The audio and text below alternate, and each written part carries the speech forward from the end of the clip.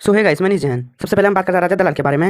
राजा दलाल का फिर से हो गया लड़ाई। ये लड़ाई किसी इन्फ्लुएंसर के साथ नहीं हुआ है, ये लड़ाई हुआ मैकडॉनल्ड्स के एम्प्लॉइज के साथ। बेसिकली वो मैकडॉनल्ड्स गए थे, पहले वहाँ पर वो वीडियो रिकॉर्ड, वहाँ का एम्प्लॉय बोल रहे थे यहाँ पर वीडियो बनाना अलाउ नहीं है, तो उसी समय वहाँ पर एम्प्लॉय के साथ उसका बहस हो जाता है। एक छोटा सा क्लिप देखिए। भाई कह रहा है जो ब्लॉग बनाया था उसको डिलीट कर दो। परमिशन नहीं है मेरे को ब्लॉग बनाने की। किसकी? लेकिन मैं वीडियो बनाने की परमिशन नहीं है। वैसे तो आप मेरे भाई हो, पर मैगडी हम तो ये बनाएंगे। आप तो मेरे भाई हो, परमिशन कहाँ लिखा है? लिखा कहाँ है? देखो आप मेरे भाई हो, उसमें कोई दो राय नहीं है, पर लिखा कहाँ पे? लिखा कहाँ पे?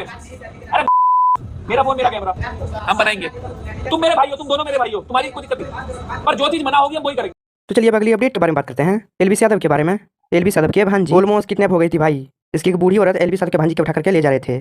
इसके बारे में एलबीस यादव के मम ब्लॉग में क्या बताया अब मैं देखिए। सोची सोनी के पास है वो, कि सोनी की लॉबी में थी, तो इतने को खबर बोली मम्मी यहाँ आना एक बार। सोनी बोली आंटी यहाँ आना। मैं बाहर नहीं गई और पता नहीं की बात होगी। मैं हाँ की बात होगी, कह रही आंटी आगे ना ये बुढ़िया थी और गेट के अंदर तो चुक्कू उठा के ने सोनी ने कैसे देखी वो चुक्कू उस औरत की गोदी में थी और वो गेट के बाहर थी, मतलब गोदी में लेके बाहर का गेट लगा रही थी वो हमारा, मतलब कि चुक्कू को उठा के बाहर का गेट बंद कर। हाँ चुक्कू गोदी में ले रखी थी उसने और बाहर का गेट लगा रही थी वो, और वो नीचे उतरने लगी थी जैसे वो है। तो सोनी बोली हाँ कहाँ लेके जा रही है? तो सोनी ने वो कह रही मैं देख रही हूँ भाई तूने गोदी में कैसे उठा ली? वो तो इधर वैसे डरा रही थी ना, मैं देख रही हूँ तूने तो अंदर आके लड़की देखी, मतलब तो कुछ भी ना बोली और सोनी ने चुक्कू ले ली और अपना गेट लगा लिया। तो वो इतने में कहना है बाहर जाके देखो कोई भी ना हुआ, दिखी ना मतलब कहाँ भागी कहाँ ना। सोनी बोली भाई की करने लग रही है, तो मैं देखने लग रही, मैं अंदर थे तो तूने लड़की हमारे गेट के अंदर से उठा ली। कह रही कुछ भी ना बोली, कह रही मैं तो शुक्र भगवान का सोनी पूरा टाइम पे पहुंच गई।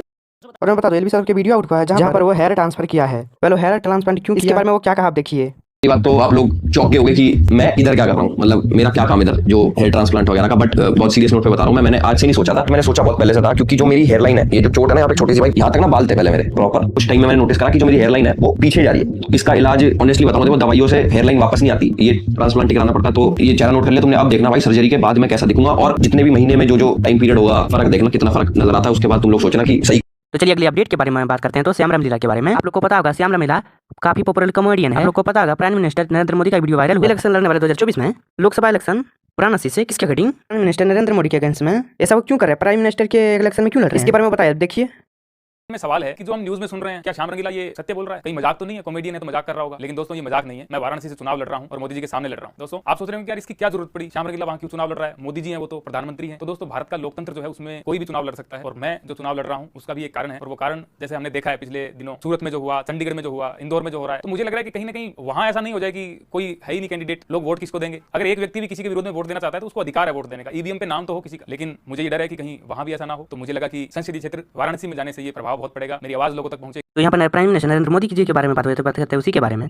कोविड वैक्सीन सर्टिफिकेट में आप लोग को पता होगा प्राइम मिनिस्टर नरेंद्र मोदी जी का फोटो था, उसको अभी हटा दिया गया है। हेल्पफुली ऑफिशियल ने बताई कि ये क्यों किया गया है। तो मॉडल ऑफ द कांडा। तो चलिए अगली अपडेट के बारे में। एक ट्विटर यूजर के बारे में, उन्होंने भाई 2 साइबर क्राइम कंप्लेन फाइल कर दिया ऑनलाइन इसके अगेंस्ट। रणवीर कपूर के फैन के अगेंस्ट बोलो क्या उसे कंट्रोल उसे ट्रोल कर रहे हैं, उसका पिक्चर मार्क कर रहे हैं, एडिट करके बर्गर पोस्ट कर रहे हैं। कुछ आप लोग स्क्रीन पर देखें, ऐसा कुछ रणवीर कपूर के फैन क्यों कर रहे हैं। कुछ दिन पहले आपको पता होगा रामायण मूवी का कुछ पिक्चर लिख हुआ था, एंड रणवीर कपूर का जो लुक वायरल हुआ था वो आपको पता होगा भगवान श्री राम के रोल प्ले कर रहे थे। उनको एक ट्विटर वाला ने क्रिटिसाइज किया, जिसके वजह से काफी सारे रणवीर कपूर का फैन उसे ट्रोल कर रहे हैं, उसका पिक्चर सेंड करके बर्गर वगैरह पोस्ट कर रहे हैं, ऑनलाइन अरेंजमेंट का वगैरह ट्वीट भी किया कि ये कैसे पोस्ट कर रहे हैं लोग। और वो साइबर क्राइम वाला से रिक्वेस्ट भी किया कि वो किस मैटर को जल्दी से जल्दी देख जाए, जो भी लोग इसमें इनवाइट है उसमें एक्शन लिया जाए। तो चलिए अगली अपडेट के बारे में बात करते हैं, कपिल शर्मा के बारे में। तो कपिल शर्मा के नेट सुपर शो आ रहा है जो हर महीना आता है। तो कितना चार्ज कर रहे हैं भाई कपिल शर्मा एक एपिसोड को शूट कर चार्ज कर रहे हैं 5 एपिसोड को शूट करने का 26 करोड़ रुपए। एक एपिसोड का होता है 5 करोड़ से थोड़ा ज्यादा। तो चलिए अगली अपडेट के बारे में बात करते हैं अनन्या के बारे में। बता दें कि 3rd रैंक पर आई थी एग्जाम में 2023 में, तो अभी वो साइबर क्राइम पुलिस में कंप्लेन दर्ज कर दिया। इसके लिए कुछ लोग क्या कर रहे हैं, उसका फोटो लगा करके उसका नाम लगा करके सोशल मीडिया अकाउंट बना रहे हैं। इंस्टाग्राम पर हुआ, ट्विटर पर हुआ, टेलीग्राम पर हुआ, और उसकी अच्छी खासी काफी फॉलोवर्स भी है। लेकिन इसमें तो दिक्कत नहीं है, लेकिन वो लोग क्या कर रहे हैं भाई, वो लोग इसका नाम लेकर के लोगों से पैसे ले रहे हैं भाई। इसलिए वो साइबर क्राइम पुलिस में कंप्लेन दर्ज कर दिया। वो बताया कि उसका फोटोग्राफ का मिसयूज हुआ है, उसका फोटो यूज करके उसका प्राइवेसी को वायलेट किया है। पर पुलिस उस लोगों का ट्रैक कर रहे हैं, उन लोगों को पर पुलिस अभी ट्रैक कर रहे हैं जो फेक अकाउंट बना करके रखा है उनके नाम से, एंड बहुत जल्द पुलिस पकड़ लेगा। तो चलिए अगली अपडेट के बारे में बात करते हैं। तो बात करते हैं एक बार काफी ज्यादा वायरल हो रहे हैं, बहुत सारे इससे आर्टिकल भी आउट हो चुके हैं। तो यहाँ पर मिस्का राणा एक ट्वीट करती है, a fans ad paid 3 to only रिश्ता family and 2 crore plus 10 over basically money agency की चाहते हैं उसका बेटी की शादी उनके साथ हो जिसका 200 करोड़ टन का ओवर हो भाई, खतरनाक। तो चलिए अगली अपडेट के बारे में बात करते हैं। तो एक बोलेगी प्लेस्टेशन के बारे में।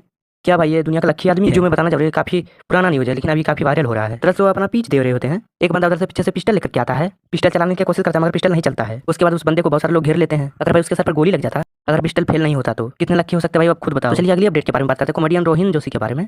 रोहन जोशी की वीडियो अपलोड किया जहाँ पर बात की वो एक स्कैम के बारे में, उसके साथ में भी करने का कोशिश किया गया था। इसलिए उसको एक कॉल आता है, दिल्ली पुलिस ने कस्टम से आधार कार्ड उसका यूज किया जा रहे हैं, दिल्ली टू कंबोडिया। उसके बाद रोहन जोशी उससे पूछते हैं, एंड स्कैमर थोड़े टाइम चुप होता है। जो वीडियो अपलोड किया दिखा देता हूं, चलिए अब देखिए।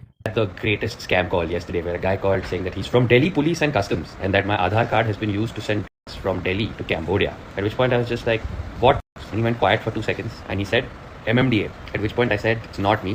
But if they're coming from Cambodia to my house, then... तो अब अगली अपडेट के बारे में बात करते हैं, जो कि मौलाना चोपड़ा के बारे में। तो मौलाना चोपड़ा बताई कि उसको फ्रेम क्रीम ऐड से निकाल दिया गया क्योंकि उसके चेहरे में पिंपल्स आ गया, इसीलिए वो बताया अगले दिन शूट था, आज का दिन उसका पिंपल्स आ गया, लेकिन वो नेट से शूट्स के लिए जाएंगे। वो बताते कि उस समय दिस हार्ट्सनेस था बहुत, घर जाकर के रोई भी। तो अगली अपडेट के बारे में बात करते हैं कि बंदे के बारे में, उसके ऊपर केस हो चुका है। क्यों? वेडी इन्वेडेशन में लिखता है, प्रेजेंट आप लोग मुझे और मेरे होने वाली वाइफ को दे सकते हो by alluding prime minister 1 second. Basically वो बता रहे थे प्राइम मिनिस्टर नरेंद्र मोदी जी को वोट दीजिए और मुझे कोई गिफ्ट नहीं चाहिए, बस वो प्राइम मिनिस्टर बन जाए, वही मेरे लिए बहुत बड़ी खुशी है। कंप्लेन किया इसके लिए, इसके रिलेटेड ने कंप्लेन किया इलेक्शन कमीशन को। वो बंदा केस होने के बाद बताता है जो कार्ड प्रिंट किए गए थे अनाउंस होने से पहले किए गए थे। तो चलिए अब अगली अपडेट के बारे में बात करते हैं, गौरव जॉन के बारे में। गौरव जॉन के घर में हो गया चोरी, तो इनके बारे में इंस्टाग्राम में स्टोरी पोस्ट किए थे। भाई घर में चोरी हो गई मेरे ऑफिस में, जो मैं पहले मैंने लिया था ना 1 BHK में रहता था, जब मैं गरीब हुआ करता था, उसमें चोरी हो गई है। मैं फ्लैट में जा रहा हूँ, मेरे गार्ड का फोन आया था और दिखा दो क्या क्या चोरी हुई है, लॉक डाल दो भाई, कसम से बहुत ज्यादा मूड ऑफ हो गया। आपको खाने की लग रही है यहाँ, साले मेरे ऑफिस में चोरी हो गई, आप मैंगो शेक पिला रही हो मेरे को। सालों चोरों को मेरे को लग रहा है शाफ्ट से या बालकनी से आने का रास्ता है, तो मेरे ख्याल से वहाँ से कूद के आ गया। अब कराऊंगा, आप कल डैडी को बोलूंगा गेट वेट करते हैं ऐसा। तो भाई सीन ऐसा मेरे पेज में मैसेज आ रहा है क्या क्या चोरी हुआ है, तो भाई चोरी अभी बता रहा हूँ, मतलब ऑफिस में हुई है बेसिकली जो मेरा। तो चलिए अगली अपडेट के बारे में बात करते हैं, उर्फी जावेद के बारे में। उर्फी जावेद एक बंदे को हेल्प करना चाहता है, एक बंदा का वीडियो होता है, वहाँ पर वो गा रहा होता है एंड वो बहुत बढ़िया गाता है एंड उसका काफी सारा वीडियो वायरल जा रहा है इंस्टाग्राम पर। तो उसी का वीडियो है उर्फी जावेद शेयर की, वो वीडियो देखिए।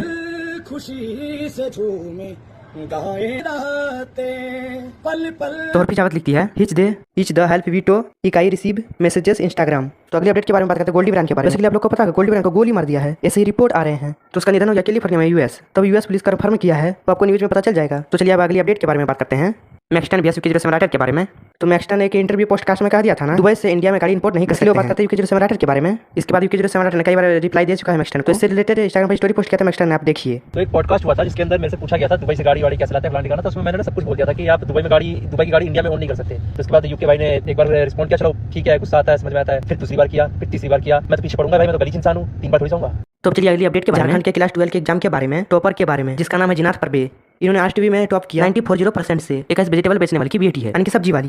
वो अपने ड्रीम के बारे में बताई कि वो यूपीएससी एग्जाम क्लियर करना चाहती है और एक आईएएस ऑफिसर बनना चाहती है। तो दोस्तों बात करते हैं सलमान खान के बारे में। आप लोग को पता होगा सलमान खान के घर में आकर के 2 जने फायरिंग किए थे कुछ दिन पहले, वो अभी अरेस्ट हो चुके हैं और जिन्होंने उसको गन प्रोवाइड किया उन्हीं में एक यूस्ट। ये थी पूरी सलमान खान के बारे में अपडेट, सलमान खान अभी डरे हुए हैं।